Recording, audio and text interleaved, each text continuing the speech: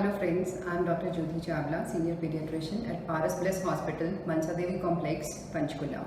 Today on World Asthma Day, I would like to share with you few facts about childhood asthma. First of all, I would like to tell you what is asthma. Asthma is basically a condition of chronic inflammation of the airways in which the child gets episodic obstruction on exposure to allergens. So what are allergens? Allergens are the substances present all around us. In a child who is genetically susceptible to the allergens, that means genes have a tendency of sensitivity to those allergens. When the child gets exposed to allergens, when this allergen goes into the airway, it causes the recruitment of inflammatory cells into the mucosal lining, which causes release of chemicals. And these chemicals causes various changes in the inner lining of the airways and causes mucosal secretions, and these chemicals are the culprit of causing the smooth muscle contraction of the airways and causing the airway obstruction, because of which the child feel tightness while breathing.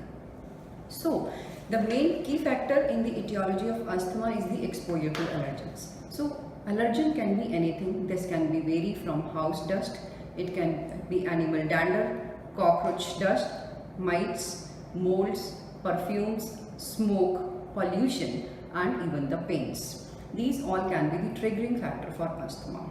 So if the parents want to ask what is the culprit of asthma in my child, it is the mixture of both, that is genetic tendency and exposure to allergens. Now how to manage a child with asthma? To manage a child with asthma, first of all we have to diagnose a child whether the child is asthmatic or not. So there can be very subtle symptoms of asthma, or it can be a full-blown asthma. Child can present even with recurrent bouts of cough, which may not be causing any trouble to the child at present, or it can be a severe cough with wheezing sound, which the parents can also perceive. Or at times child may present only the symptoms of recurrent cough at night time, or at times child may feel symptoms of chest tightness at the time of playing.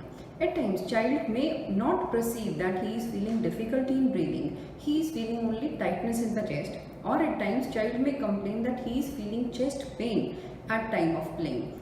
Although it may be a asthma or the tightness in the airways which is causing him a problem in breathing. So always, if your child is having these subtle symptoms, do check with the pediatrician whether the child is having some problem or not. Second, now how to manage the child with asthma? If once we have diagnosed a child that child is suffering from asthma, we have to follow the rules. Number one is the avoidance of allergens.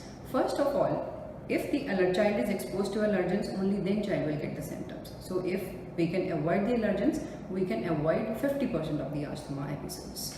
So you have to identify the allergens to which the child is sensitive and avoid those. Second is the role of medicines. Medicines in asthma are usually given by the inhalation route, either by inhalers or by the nebulizations.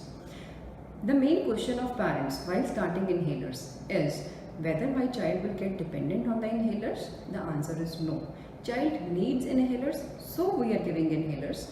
The child will get out of asthma in later in the life, and we may able to taper down the medicines and even discontinue the inhalers later in life.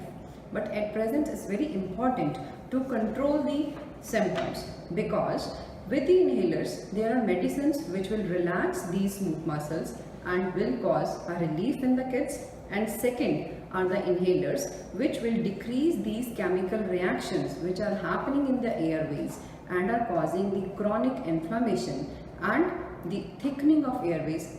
That will be controlled. If we are not controlling this part, it will result in permanent thickening and narrowing of the airways, when we will not be able to control the symptoms of a child. So my take home message from today's talk will be, if you are having any suspicion that your child may be suffering from asthma, do consult a pediatrician and be in regular touch with the doctor, and do take your medicines at a regular interval, and also try to avoid and identify and avoid the allergens as much as you can. Thank you.